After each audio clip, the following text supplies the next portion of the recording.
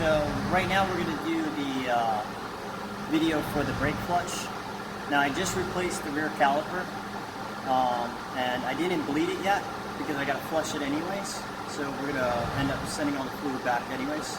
So we're going to do both at the same time. So to start out with the brake flush, the first thing we got to do is we're going to remove the cap off the brake master.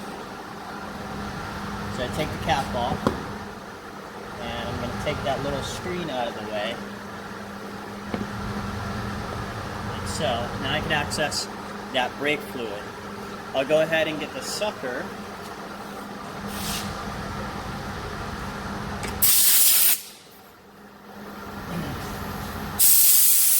And what I'm going to do is I'm going to suck the fluid out of the reservoir first.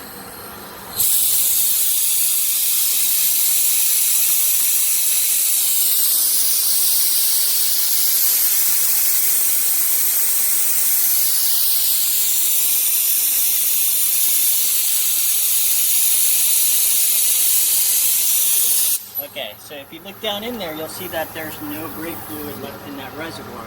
Now, as long as I don't touch the pedal, we won't send any air into the system yet. So what I'm going to do is I'm going to fill this reservoir up with nice clean fluid, and then we'll go to the back of the vehicle and start pulling that new fluid back.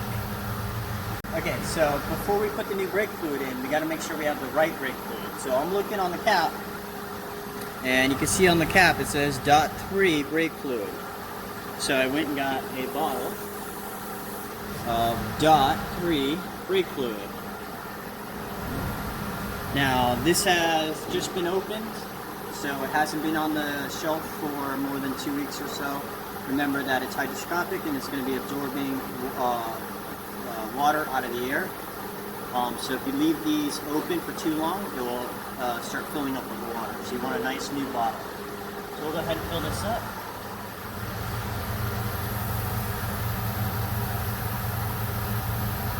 And I got nice new fluid. Now I'm not going to put the screen in yet because we're going to start sucking the fluid out the back, and I'm going to have to come and I'm going to have to keep refilling. When I'm all done, I'll put the screen back in.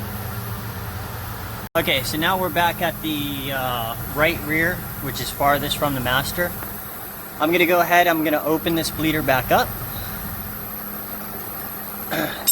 I'm going to stick my hose onto the bleeder, like so, and then turn on my vacuum, and I should start pulling that fluid, and you'll see the fluid start coming.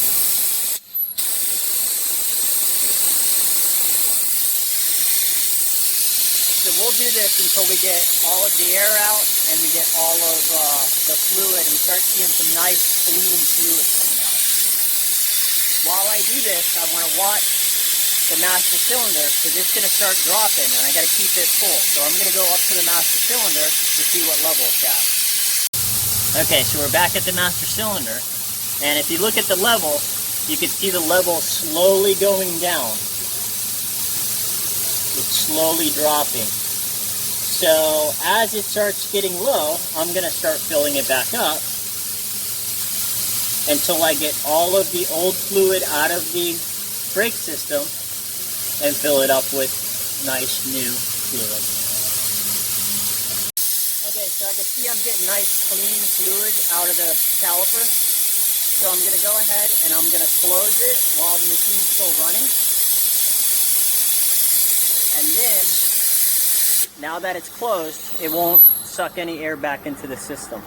I take the hose off, put the cap back on, and what I'm going to do is now I'm going to go to every single wheel and perform the same operation to pull all of the fluid out of the system. Okay, so we're over to this side, and I've opened up the left rear caliper, and I'm pulling all the air out right now. And I'm going to do that till I get nice clean fluid. And once I get nice clean fluid, like I see right now, I'm going to go ahead and close it off.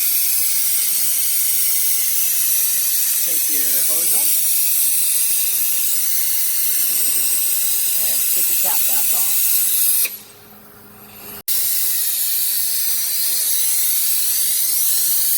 Okay, now we're at the passenger front. and we're pulling all of the fluid out of it.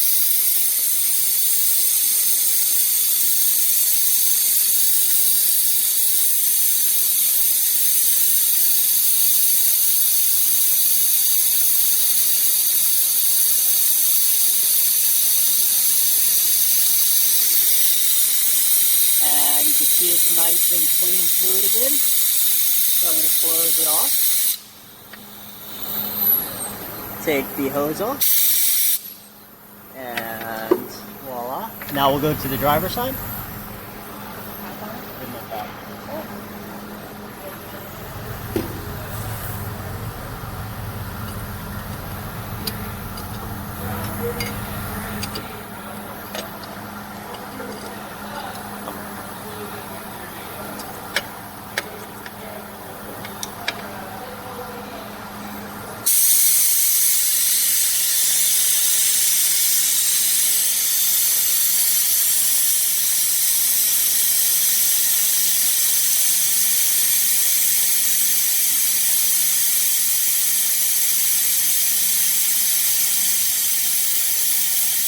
Alright, nice clean fluid. Close it off.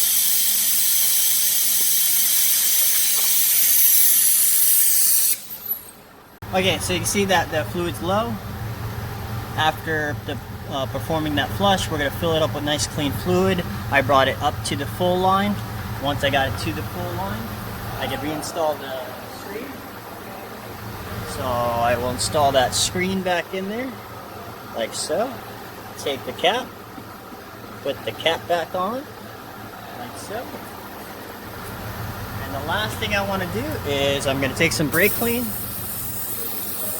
and I'm going to wash it down because I don't want any brake fluid to start eating the paint or anything like that. I also don't want to leave my fingerprints on the customer's car.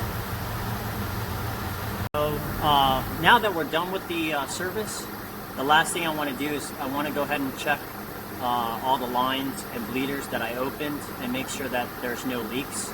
So before I check visually for leaks, I'm gonna spray all the brake fluid down. So you remember we took that hose off, so I want to spray that hose off and the bleeder right there, and we'll go ahead and let that dry. I'll go over to this side. We removed that bleeder. I'm gonna wash that down. I'll do the same thing at the front. So we'll go to the passenger side, spray that down, and same thing on the driver's side. Okay, so while that's drying, I'm gonna lower the car down. We're gonna step inside the car, and we're gonna pump up the pedal and hold pressure on the system. If there's any leaks, fluid should come out, and we'll visually be able to see it. I brought the car down, and I'm pumping up the pedal. And I'm going to hold pressure, and I'm going to hold for a few seconds. If there's a leak, the pedal will start dropping.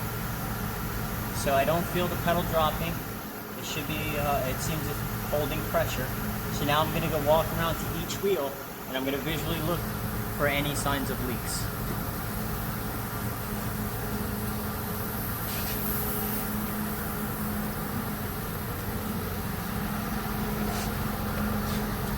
So here I'm looking at the caliper we just put on, and I can see that this bleeder, I don't see any signs of leakage. Now I'm looking at the hose, especially where that banjo bolt is, and I don't see any signs of leaks there either. So it seems to be okay. And I'll do the same thing at each and every wheel.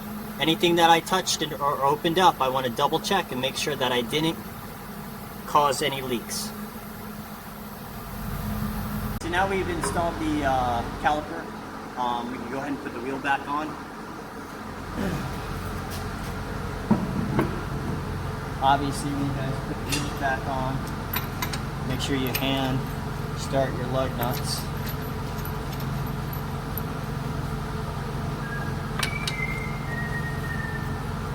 And then when I go to install, I'm going to torque them down. I can either use a torque stick or I can use a torque wrench. Either way, we'll use a torque stick. I'm going to go ahead and install or tighten up the wheels. I'm going to use a torque stick.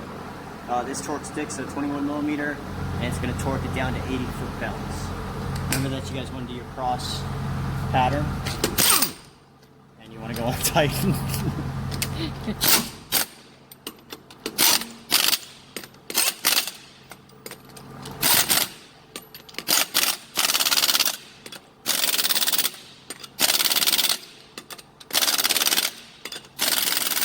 It's important that you guys tighten the wheels using the torque wrench. If you over torque on a disc brake, it's possible to actually warp the rotor just from improper torque. That concludes this segment of the hydraulic brakes. I'll see you guys on my next brake inspection. Are we going to check the reservoir again? Oh, I could do this. I could totally do this. You're a pro. I'm a pro.